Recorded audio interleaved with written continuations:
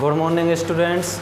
आज हम आपके लिए कृषि रसायन कक्षा 12 की स्टार्ट करने जा रहे हैं। देखो, पहले की केमिस्ट्री आपकी साइंस वाली चलती थी एग्रीकल्चर वालों के लिए, लेकिन अब 2 साल से आपके लिए एग्रीकल्चर रिलेटिव केमिस्ट्री ही लागू की गई है, जिसका नाम है कृषि रसायन। तो इसका सबसे फर्स्ट लेसन नंबर है, सबसे फर्स्ट लेसन है जिसका नाम है मृदा खनिज चट्टानों का अपक्षय। तो ये है लेसन का नाम। लेसन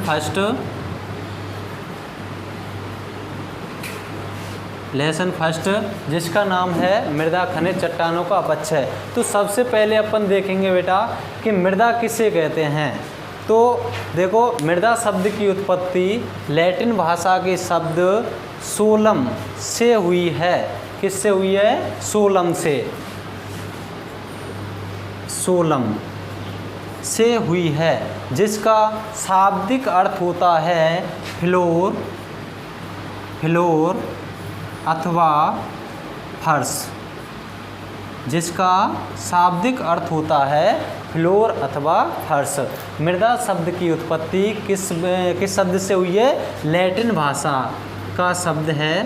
कौन सी भाषा का शब्द है? लैटिन भाषा के शब्द सोलम से हुई है, जिसका शाब्दिक अर्थ होता है फ्लोर अथवा फर्श। तो सबसे पहले तो अपन देखेंगे कि मृदा सोयल कहते किसे हैं। तो देखो, मृदा किसे कहते हैं? भूमि की ऊपरी सतह जिस पर कार्बनिक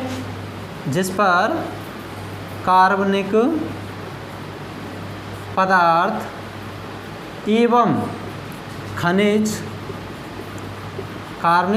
एवं खनिज पदार्थों का दोनों का मिश्रण पाया जाता है, उसे ही अपन क्या कहते हैं? मृदा कहते हैं। अब देखो, ये सॉइल है, इसमें क्या चीज़ पाई जाएगी? इसका निर्माण। जो सॉइल होती है अपन की, ये जैसे मृदा है, इसमें भाग लेने वाले कुल 4 अवयव होते हैं। कितने अवयव होते हैं? 4, जिससे इसका निर्माण होता है। ये मृदा है अपन की। इसमें अब कौन कौन से अवयव भाग लेंगे? देखो, एक तो होता है इसमें कार्बनिक पदार्थ, और दूसरा होता है खनिज पदार्थ, और तीसरा होता है जल, और चौथा होता है वायु। देखो, ये सॉइल है, इसके अंतर्गत इन 4 अवयवों के अलावा और कोई मैटर आपको नहीं दिखाई देगा। कार्बनिक पदार्थ की मात्रा होती है इसमें सॉइल में 5%, और खनिज पदार्थ की मात्रा होती है 45%, और जल होता है 25%, और वायु होती है 25%। अब इन भागों को भी 2 भागों में डिवाइड किया गया है। इसको तो अपन कहते हैं ठोस, इसको कहते हैं कार्बनिक पदार्थ और खनिज पदार्थों का जो मिश्रण रूप होता है, उसे कहते हैं अपन ठोस। और जो जल और वायु होती है, इसे कहते हैं अपन रंध्रावकाश। इन्हें क्या कहते हैं? रंध्रावकाश। पहले तो इन्हें 50-50% में बांटा गया है। 2 भाग हैं। फर्स्ट है ठोस, सॉइल को 2 भागों में बांटा गया, ठोस और रंध्रावकाश। ठोस के अंतर्गत आता है कार्बनिक पदार्थ और खनिज पदार्थ। खनिज पदार्थ 45% है, कार्बनिक पदार्थ 5% है, और रंध्रावकाश के अंतर्गत जल और वायु आती है। तो जल 25% होता है, जो रंध्रावकाशों में पाया जाता है, और वायु 25% होती है, जो भी कहाँ पाया जाता है? रंध्रावकाशों में। इस प्रकार से 50 + 50 ये हुआ 100% इस प्रकार से मिलकर के किसका निर्माण करते हैं? सॉइल का निर्माण करते हैं। तो मैंने आपके लिए इसकी डेफिनेशन में बताया है कि मृदा की ऊपरी परत जिस पर कार्बनिक पदार्थ एवं खनिज पदार्थों का मिश्रण पाया जाता है, उसे अपन क्या कहते हैं? सॉइल कहते हैं, मृदा कहते हैं। कार्बनिक प्लस खनिज पदार्थों का मिश्रण पाया जा रहा है। अब बोलेंगे कि जल और वायु तो है ही नहीं, तो इन्हीं के अंतर्गत इनमें जब नमी होती है, नमी में ही क्या पाया जाता है? जल और वायु, ये भी पाया जाएगा। तो मृदा के अंतर्गत डेफिनेशन में तो अपन बोलेंगे कार्बनिक प्लस खनिज पदार्थों का मिश्रण पाया जाता है। लेकिन यदि पूछा जाए कि मृदा के कौन कौन से अवयव होते हैं जिससे सॉइल का निर्माण होता है? वो अवयव होते हैं, फर्स्ट होता है कार्बनिक पदार्थ, खनिज पदार्थ, जल और वायु। तो कार्बनिक पदार्थ 5% होता है, खनिज पदार्थ 45%, जल 25%, वायु 25%। इस प्रकार से सॉइल का निर्माण होता है। अब अगला आता है अपन का चट्टानों का अपक्षय, खनिज चट्टानों का अपक्षय। अपक्षय कहते हैं कटाव को। अपक्षय किसे कहते हैं? कटाव को। जैसे अपन की ये कोई चट्टान है, ये चट्टान है, अब इसका कटाव किस प्रकार से होगा? जब बरसात पड़ेगी, बरसात तेज़ी से आएगी अपने वेग से, तो इस प्रकार से इसका धीमे धीमे इसका क्या हो जाएगा? कटाव हो जाएगा। कटाव होने के बाद में चट्टानों से ही विभिन्न प्रकार के खनिज प्राप्त होते हैं, और वो कहाँ आते हैं? ऊपर से धीमे धीमे कट करके नीचे की तरफ बह जाते हैं। इस प्रकार से चट्टानों का कटाव होना ही क्या कहलाता है? चट्टानों का अपक्षय कहलाता है। अपक्षय कटाव को ही कहा जाता है। अब इसके बाद अपन स्टार्ट करते हैं। लिखो, सबसे फर्स्ट डालेंगे अपन सॉइल। सॉइल तो मृदा, मृदा में लिखेंगे अपन मृदा शब्द की उत्पत्ति, मृदा शब्द की उत्पत्ति किस भाषा का वर्ड बताया था मैंने? लैटिन भाषा का। मृदा शब्द की उत्पत्ति लैटिन भाषा। कौन सी भाषा है? ये लैटिन है। लैटिन भाषा के शब्द, लैटिन भाषा के शब्द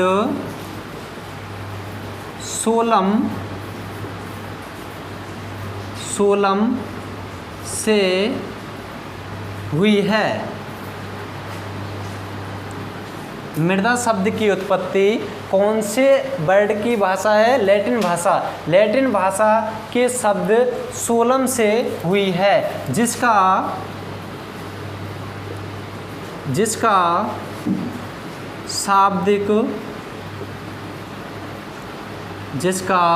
शाब्दिक अर्थ होता है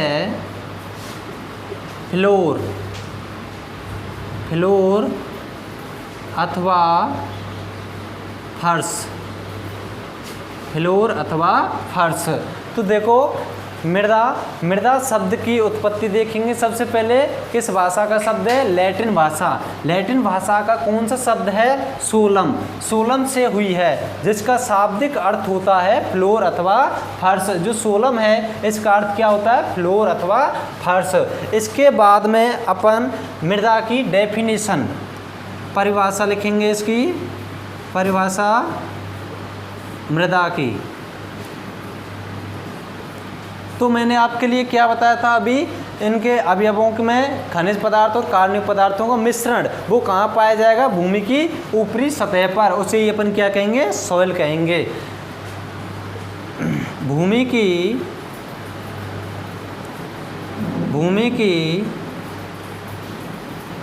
ऊपरी सतह जिस पर कार्बनिक पदार्थ एवं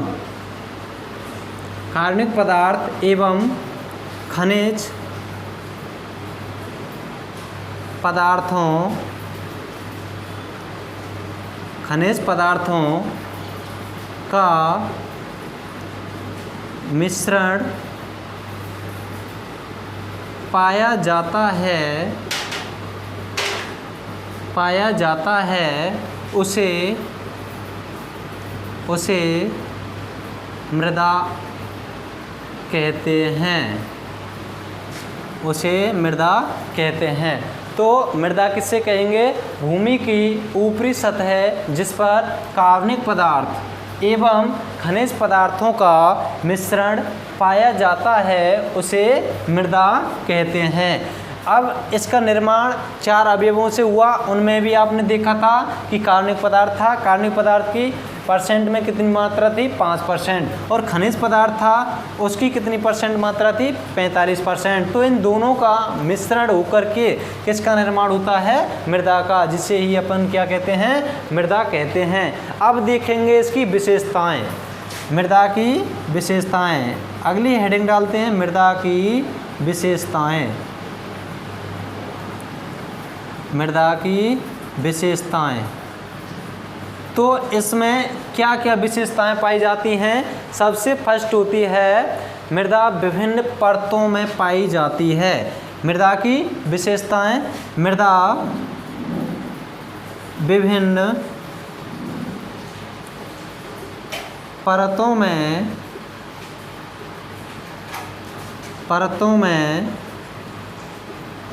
पाई जाती हैं। मृदा विभिन्न परतों में पाई जाती हैं। अब देखो अपन देखते हैं कि सॉइल ये अपन की ऊपरी परत है। यदि इसको नीचे खोदा जाएगा तो इस प्रकार से, यदि इसको खोदा जाएगा तो इस प्रकार से इसमें क्या मिलेंगी, आपको परतें दिखाई देंगी। इस प्रकार से परतें दिखाई देंगी। तो मृदा विभिन्न परतों में पाई जाती है। तो ये क्या है, इसकी फर्स्ट विशेषता है, किसकी, सॉइल की। अब दूसरा आता है मृदा में, दूसरा पॉइंट है मृदा में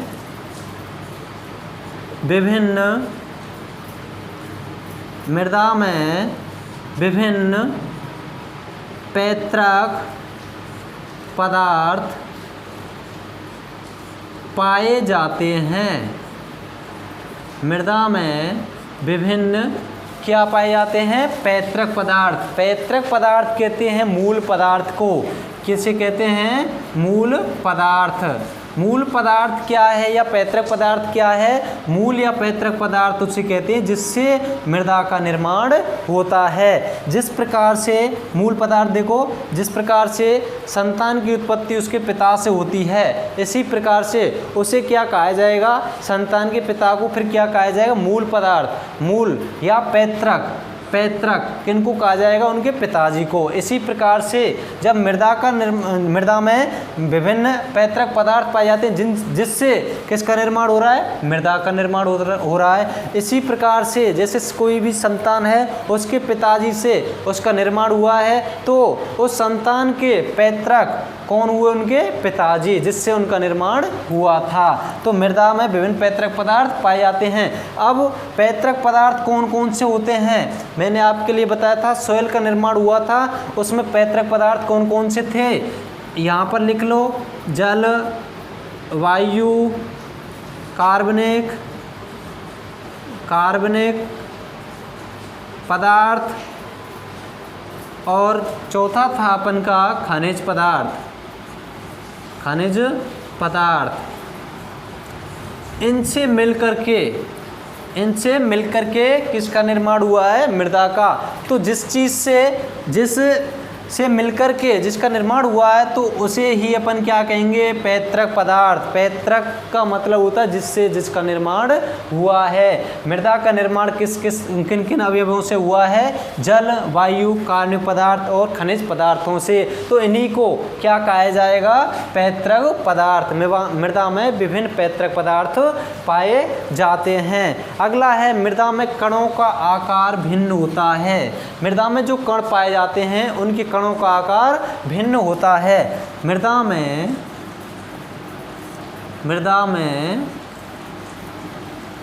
कणों का आकार भिन्न होता है। जो अपन की सॉइल है, जैसे कोई सॉइल बालू है, दूसरी सिल्ट है, तीसरी क्ले है। जैसे ये बालू मृदा है और इसके बाद सिल्ट है और फिर क्ले है। अब इसमें अपन देखते हैं कि इनके कणों का आकार भिन्न कैसे है। तो इनके जो कण हैं, देखो बालू के अधिक मोटे होते हैं, इसके मीडियम होते हैं, इसके बहुत छोटे होते हैं। इनके मैं आकार आपके लिए बताऊं तो देखो यहाँ पर नोट डाल के लिख लेंगे इसके नीचे कि बालू के कणों का आकार कितना होता है 0.2 से, यहाँ लिखो बालू मृदा के कणों का आकार 0.2 से 2 mm कहते हैं मिलीमीटर को, 0.2 से 2 mm व्यास के कण होते हैं। जो बालू है उसके होते हैं 0.2 से 2 mm। और जो अपन की सिल्ट है, अगली कौन सी है, सिल्ट मृदा। सिल्ट मृदा के कणों का जो आकार होता है वो होता है 0.2 से 0.02 mm व्यास के कण। ये किसके होते हैं, सिल्ट के। और तीसरी है अपन की क्ले, और इसके होते हैं अपन के 0.002 mm से कम, 0.002 mm से कम। तो देखो अब यहाँ पर अपन ने तीसरा पॉइंट लिखाया है मृदा की विशेषता में, मृदा में कणों का आकार भिन्न होता है। इसका मतलब मृदा के जो कण हैं वो अलग अलग होते हैं। तो ये अपन की सॉइल हैं 3, बालू, सिल्ट और क्ले। तो इनके जो कण हैं, जो बालू मृदा है उनके कणों का आकार कितना है 0.2 से 2 mm है, और सिल्ट है 0.2 से 0.002 है, और क्ले है उसके 0.002 mm से कम है। तो इनके कणों में डिफरेंट है या नहीं है, तो अपन इसकी विशेषता कह सकते हैं मृदा की कि मृदा में कणों का आकार भिन्न होता है।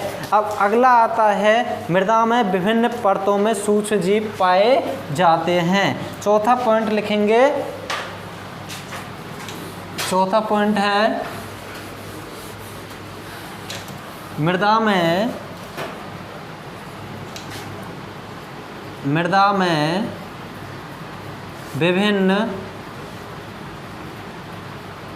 विभिन्न परतों में सूक्ष्म जीव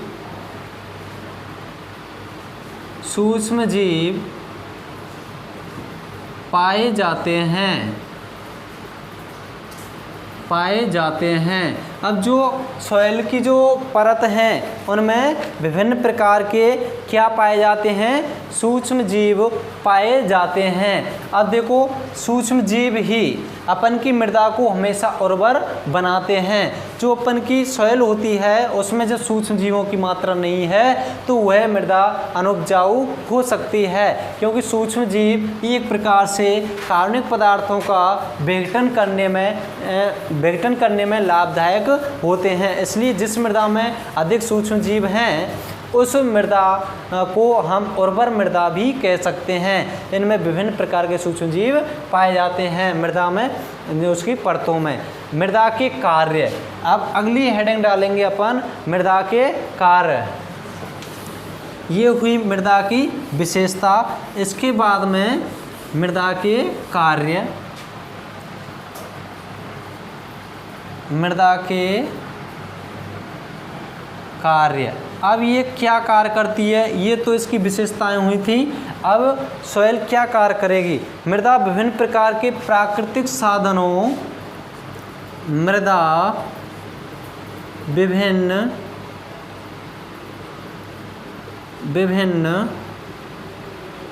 प्रकार के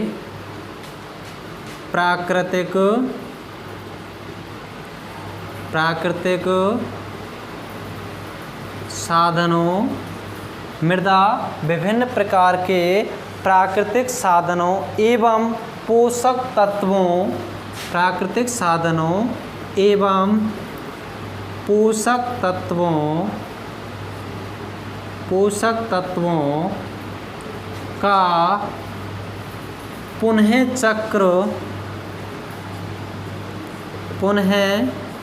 चक्र बनाने का कार्य करती है। अब जो अपन की सॉइल है ये कार्य चल रहे हैं किसके, मृदा के। तो मृदा विभिन्न प्रकार के प्राकृतिक साधनों एवं पोषक तत्वों का पुनः चक्र बनाने का कार्य करती है। अब प्राकृतिक साधनों का और पोषक तत्वों का पुनः चक्र ये किस प्रकार से बनाती है ये समझेंगे। प्राकृतिक साधनों में जैसे अपन के प्राकृतिक रूप से वर्षा होती है, वर्षा है इस प्रकार से ये ज़मीन पर आएगी, ज़मीन पर वर्षा आती है, आने के बाद में ये अपन की फील्ड है या ज़मीन है, उस पर अपन ने कोई भी फसल बो रखी है, उसमें अपन ने फर्टिलाइज़र भी दिया है, फर्टिलाइज़र भी डाला है, जिसमें विभिन्न प्रकार के पोषक तत्व हैं, प्राथमिक, द्वितीयक और गौड़, ये पोषक तत्व भी सॉइल में हैं। अब जो ये सॉइल जो वाटर आ रहा है ऊपर से, ये कहाँ आया अपन की भूमि पर, भूमि की ऊपरी सतह पर आया। इसके अंतर्गत जो पोषक तत्व थे वो क्या हुए, घुल गए। घुलने के बाद में अब इनका क्या होगा, घुलने के बाद में कुछ जल था वो नीचे चला गया, कुछ जल था वो नीचे चला गया ज़मीन में, और कुछ जल था वो वाष्पीकरण द्वारा वापस से कहाँ आ गया, वायुमंडल में वापस से यहाँ आ गया। फिर जो नीचे गया वो भी जल वापस से पौधों के माध्यम से या किसी भी प्रकार से कहाँ आएगा, ऊपर आएगा, ऊपर आ गया। अब ये एक प्रकार से सर्कल बन गया। सर्कल बनने के बाद में ये वापस से वर्षा के रूप में इस प्रकार से नीचे जाएगा। तो इसमें देखो मृदा विभिन्न प्रकार के प्राकृतिक साधनों, पहले तो ये जो जल था ऊपर से वायुमंडल से नीचे गया ज़मीन पर आया, ज़मीन पर अपन के विभिन्न प्रकार के पोषक तत्व मिले।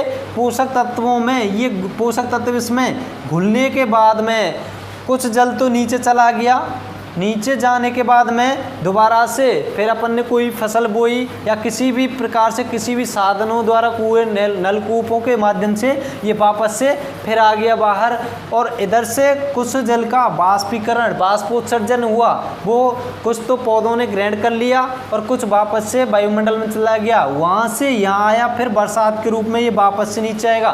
तो किसके द्वारा ये पुनः चक्र का कार्य कर रहा है, मृदा। कौन कर रही है इस कार्य को, मृदा।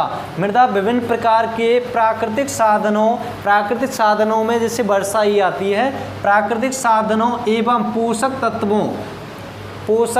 तत्वों का पुनः चक्र इसका मतलब दोबारा से प्राप्त होना। एक बार चला गया फिर उसके बाद में वापस ये चक्र बन गया, तो इसे पुनः चक्र बनाने का कार्य कौन कर रही है, ये सॉइल कर रही है। मृदा विभिन्न प्रकार के प्राकृतिक साधनों एवं पोषक तत्वों का पुनः चक्र बनाने का कार्य करती है।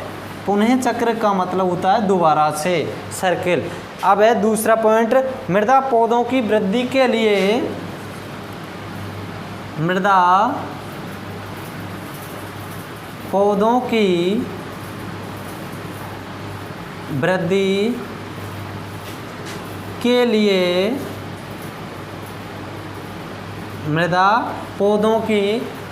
के लिए जल, पोषक तत्व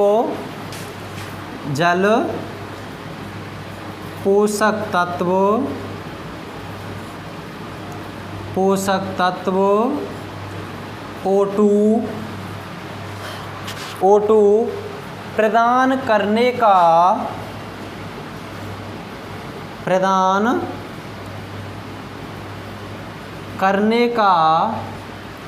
कार्य करती है।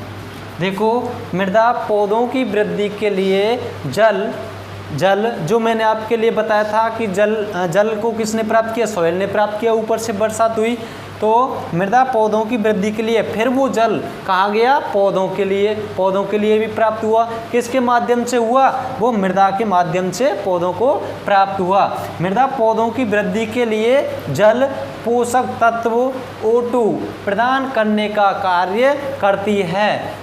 ये सारा कुछ कार्य किसका है, मृदा का। तो पोषक तत्व मैंने आपके लिए बताया था, पोषक तत्व जो भी हैं अपन के मैंने बताया था प्राथमिक, द्वितीयक और गौड़ या सूक्ष्म पोषक तत्व 3 प्रकार के होते हैं। कितने प्रकार के होते हैं, 3 प्रकार के होते हैं। प्राथमिक पोषक तत्व, यहाँ नोट डाल करके इसको लिखेंगे, पोषक तत्व, तो देखो पोषक तत्व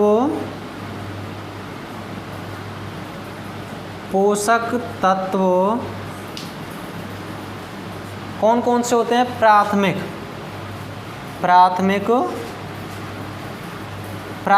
में कौन कौन से पोषक तत्व आते हैं? NPK, नाइट्रोजन, फास्फोरस और पोटेशियम।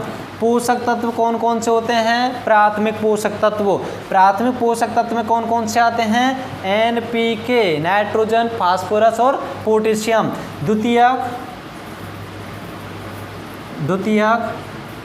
द्वितीयक में आते हैं अपन के CaMgS,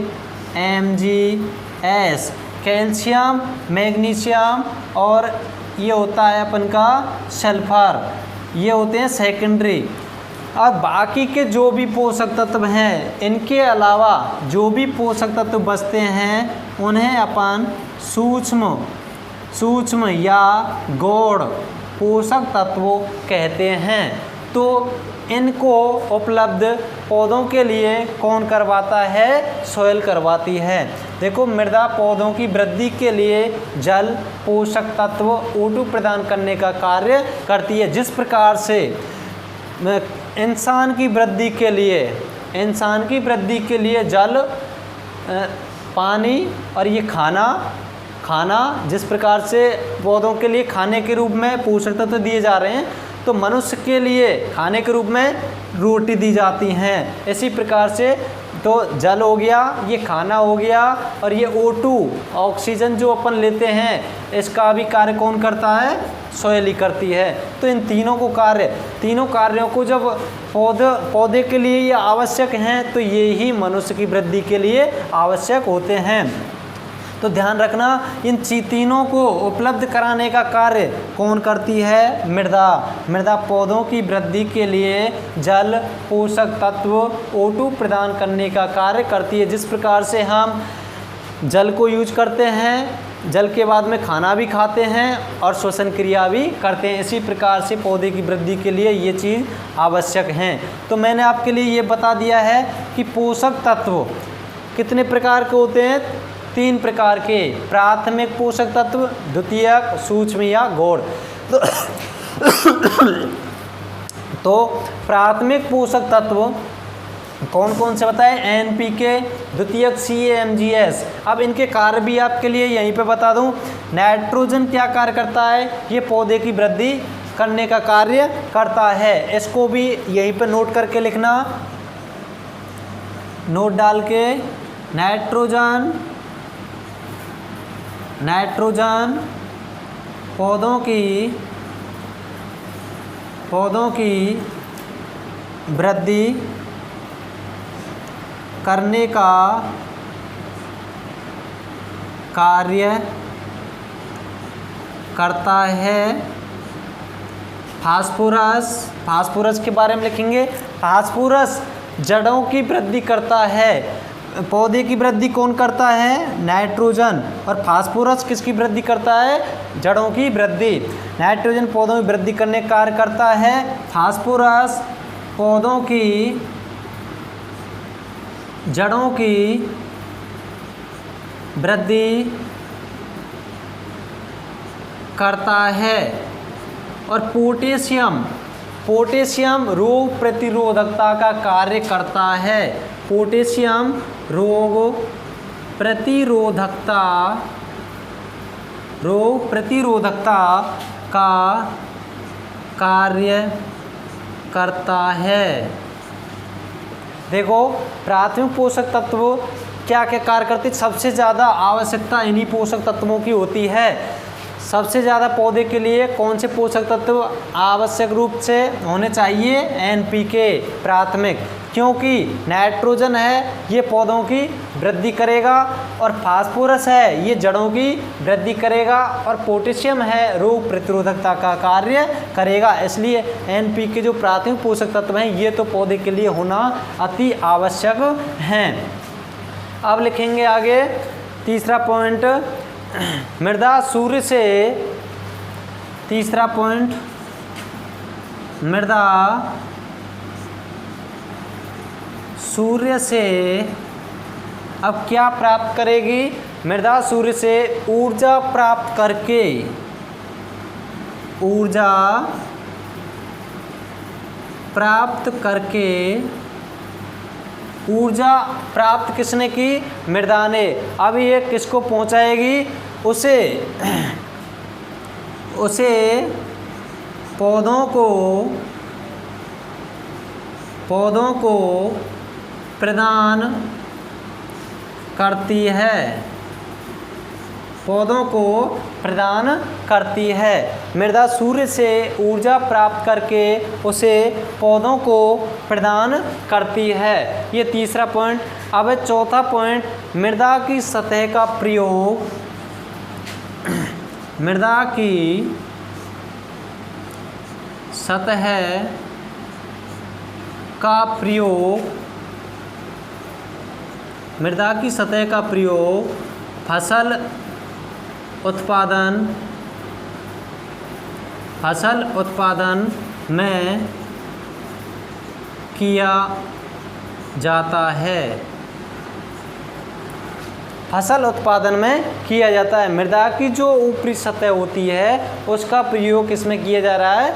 फसल उत्पादन में। तो देखो ये हुए सॉइल के कार्य, ये कार्य कौन करती है? मृदा करती है। तो मृदा देखो सबसे फर्स्ट है, मृदा विभिन्न प्रकार के प्राकृतिक साधनों एवं पोषक तत्वों का पुनः चक्र बनाने का कार्य करती है। दूसरा पॉइंट है, दूसरा क्या कार्य करेगी? मृदा पौधों की वृद्धि के लिए जल, पोषक तत्व, O2 प्रदान करने का कार्य करती है। अब इसमें पोषक तत्व मैंने आपके लिए बताए हैं कि पोषक तत्व कितने प्रकार के होते हैं। सबसे फर्स्ट है अपन का प्राथमिक पोषक तत्व। प्राथमिक पोषक तत्व कौन कौन से होते हैं? NPK। द्वितीयक होते हैं CAMGS, कैल्शियम, मैग्नीशियम, सल्फर। और बाकी के जो भी पोषक तत्व होते हैं वो सूक्ष्म या गौण पोषक तत्व कहलाते हैं। ये हुई। अब है अपन का नाइट्रोजन। जो प्राथमिक पोषक तत्व हैं ये होना बहुत ही आवश्यक है पौधे के लिए, जिससे कि अच्छी वृद्धि और उत्पादन हो सके। अब ये लिखा है नाइट्रोजन किसकी वृद्धि करता है? पौधे की वृद्धि करने का कार्य करता है। और फास्फोरस जड़ों की वृद्धि करने का कार्य करता है। पोटेशियम रोग प्रतिरोधकता का कार्य करता है। जो अपनी प्राथमिक पोषक तत्व हैं इनको ये भी याद रखना जरूरी है कि NPK कार्य क्या करते हैं। तो तीसरा अपन का मृदा सूर्य से ऊर्जा प्राप्त करके उसे पौधों को प्रदान करती है। जो अपन का सूर्य है उससे जो ऊर्जा आती है उसे सबसे पहले कौन एक्सेप्ट करता है?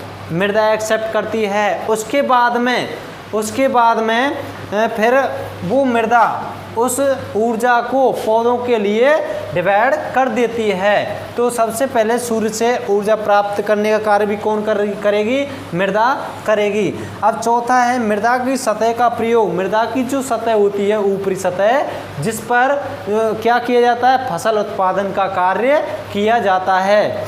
ये हुए अपन के मृदा के कार्य। अब चलेंगे अगली हेडिंग, मृदा का अध्ययन। अगली हेडिंग डालेंगे अपन मृदा का अध्ययन। मृदा का अध्ययन भी दो रूपों में किया जाता है। कितने रूपों में किया जाता है? दो रूपों में किया जाता है। वो कौन कौन से रूप होते हैं मृदा का अध्ययन? हेडिंग है मृदा का अध्ययन। मृदा का अध्ययन। अब मृदा का अध्ययन दो रूपों में किया जाता है। मृदा का अध्ययन दो रूपों में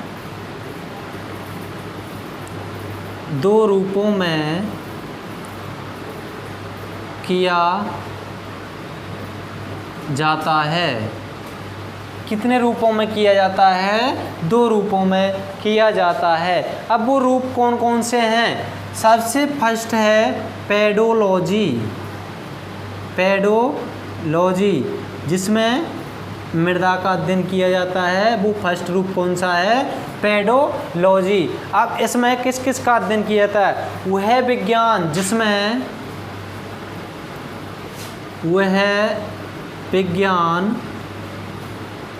जिसमें अब देखो इसमें मृदा का जन्म भी आएगा और निर्माण और वितरण, जिसमें मृदा का जन्म वितरण, मृदा का जन्म वितरण एवं निर्माण का अध्ययन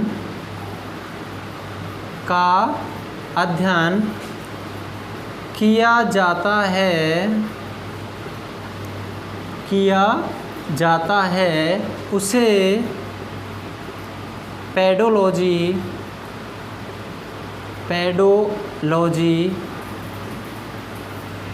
कहा जाता है।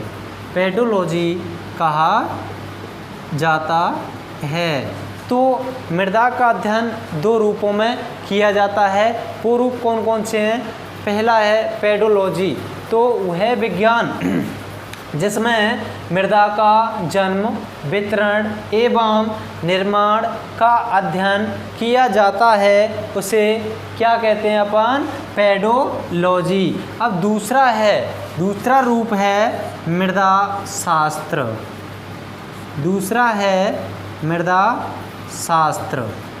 दूसरा रूप कौन सा है? मृदा शास्त्र। वह विज्ञान जिसमें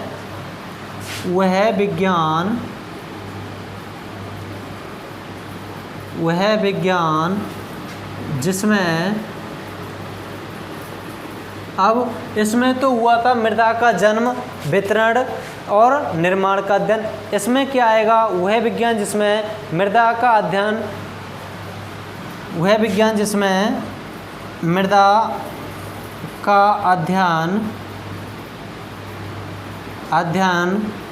पादप समुदाय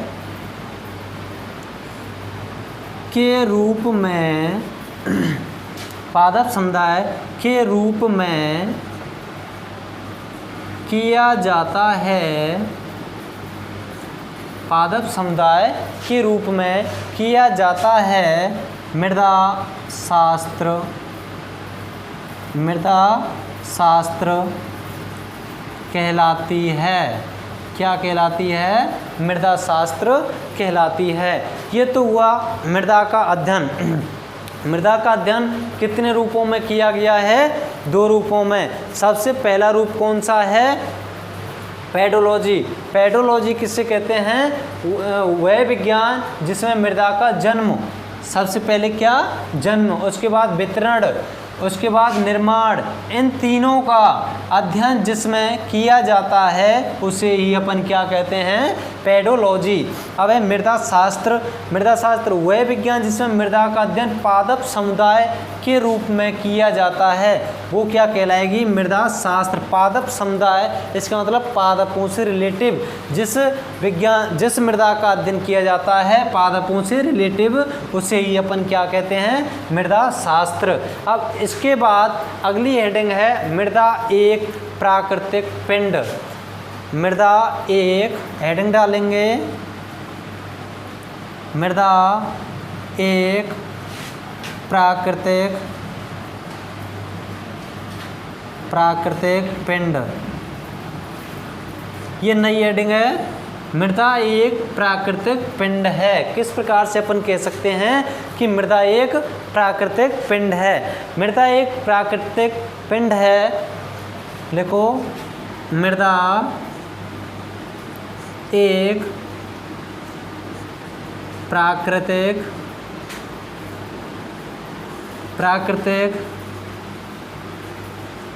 पिंड है। अब किस प्रकार से है इसको कैसे देखेंगे?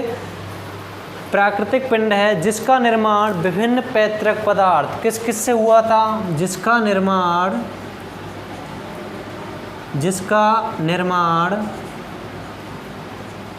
विभिन्न जिसका निर्माण विभिन्न पैतृक पदार्थ जिसका निर्माण विभिन्न पैतृक पदार्थ कौन कौन से? पैतृक पदार्थ अपन मूल पदार्थ को कहते हैं। पैतृक पदार्थ तथा खनिज कार्बनिक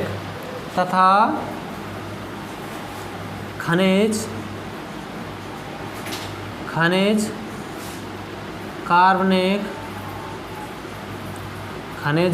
कार्बनिक ये मैंने पहले भी बताया है। खनिज कार्बनिक पदार्थों का प्रोफाइल के रूप में खनिज कार्बनिक पदार्थों का प्रोफाइल के रूप में विकसित कौन कौन से खनिज पदार्थ कार्बनिक पदार्थ प्रोफाइल के रूप में विकसित होने से होता है। विकसित होने से होता है। अब ये विकसित तो हो गए, लेकिन इसका अपघटन और संश्लेषण और होता है। इसमें मृदा में विभिन्न पदार्थ अपघटित एवं संश्लेषित होते हैं। मृदा में विभिन्न पदार्थ अपघटित और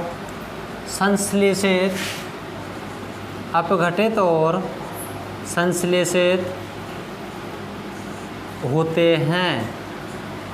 अपघटन कहते हैं अपन टूटने को, संश्लेषित कहते हैं निर्माण होने को। इसलिए कहा जाता है संश्लेषित होते हैं, इसलिए कहा जाता है कि मृदा एक प्राकृतिक पिंड है। किस प्रकार से कहा जा सकता है कि मृदा एक प्राकृतिक पिंड है? मृदा एक प्राकृतिक पिंड है। अब इस पर अपन को टिप्पणी करनी है, किस पर? कि मृदा एक प्राकृतिक पिंड है। तो अपन कहेंगे मृदा एक प्राकृतिक पिंड है जिसका निर्माण विभिन्न पैतृक पदार्थ बताया था, मूल पदार्थ, पैतृक पदार्थ तथा खनिज कार्बनिक, ये मैंने बताया था। इसके अवयव होते हैं खनिज कार्बनिक, जल और वायु। तो पैतृक पदार्थ तथा खनिज कार्बनिक पदार्थों का प्रोफाइल के रूप में, प्रोफाइल कहते हैं ऊपरी सतह, तो प्रोफाइल के रूप में विकसित होने से होता है। किसका निर्माण? मृदा का विकसित होने से होता है। मृदा में विभिन्न पदार्थ अपघटित, अब ये प्रोफाइल के रूप में तो विकसित हो गए, कौन कौन से कार्बनिक, खनिज और विभिन्न पैतृक पदार्थ, ये प्रोफाइल के रूप में विकसित हो गए। लेकिन इसके बाद में विभिन्न पदार्थ, मतलब ये जो पदार्थ हैं जो प्रोफाइल के रूप में विकसित हुए, इनका क्या होगा? फिर अपघटन होगा। अपघटन और संश्लेषण, अपघटन होने के बाद में इनका निर्माण भी होगा। अपघटन कहते हैं टूटना, संश्लेषित कहते हैं निर्माण होना। तो जिस पदार्थ का अपघटन होगा तो उसके बाद में उसी का संश्लेषण भी होगा। जब अपघटन हुआ तो कोई अन्य पदार्थ का निर्माण होगा, उसे संश्लेषण कहेंगे।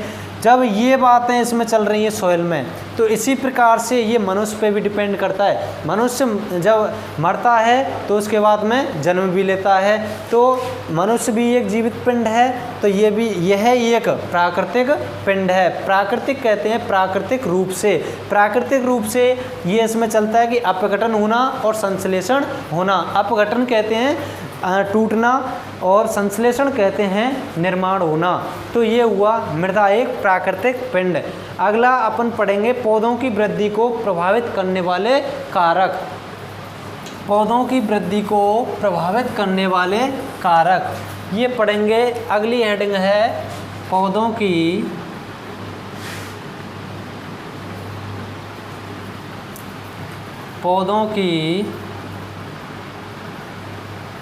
पौधों की वृद्धि को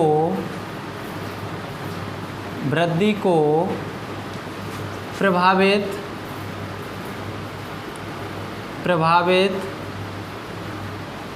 करने वाले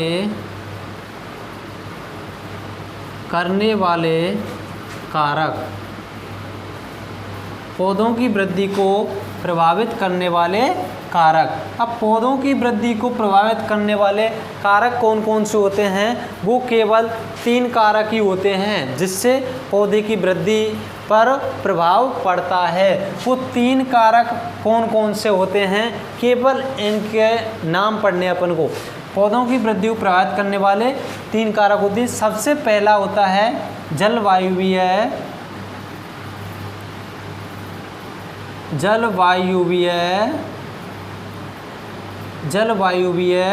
कारक। सबसे फर्स्ट कारक होता है जलवायुवीय कारक और सेकंड कारक होता है जीवीय कारक और थर्ड कारक होता है अपन का मृदीय कारक। अब देखो जलवायुवीय में अपन जलवायु से संबंधित जो भी नमी, आर्द्रता, प्रकाश, सूर्य का प्रकाश, तापमान, ये सारा कुछ किसके अंतर्गत आएगा? जलवायुवीय कारकों के अंतर्गत। इनसे पौधे पर बहुत अधिक प्रभाव पड़ता है उनकी वृद्धि पर। और ऐसे ही जीवीय कारक में विभिन्न प्रकार के सूक्ष्म जीव होते हैं और मृदीय कारक में मृदा का रंग, आकार, मृदा के कणों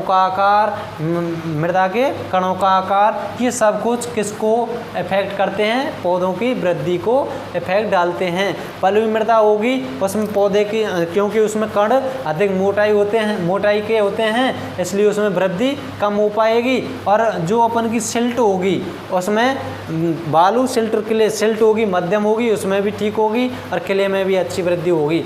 ये मृदीय कारक हैं, कणों का आकार। इस प्रकार से पौधों में वृद्धि को प्रभावित करने वाले केवल 3 कारक होते हैं, जलवायुवीय, जीवीय और मृदीय कारक। अब इसके बाद में अपन पढ़ेंगे मृदा द्वारा पौधों की वृद्धि के लिए प्रदान की जाने वाली दशाएं। जो मृदा कौन कौन सी दशाएं पौधे की वृद्धि के लिए प्रदान करती है? मृदा द्वारा पौधे की वृद्धि के लिए प्रदान की जाने वाली दशाएं, ये हेडिंग होगी अपन की। मृदा द्वारा पौधों की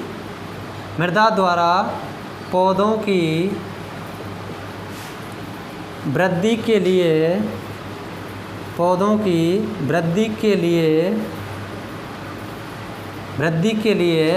प्रदान की जाने वाली दशाएं। अब वो दशाएं कौन कौन सी होंगी जिनको मृदा पौधे की वृद्धि के लिए प्रदान करेगी? इनको अपन अगले लेक्चर में बताएंगे आपके लिए। Thank you.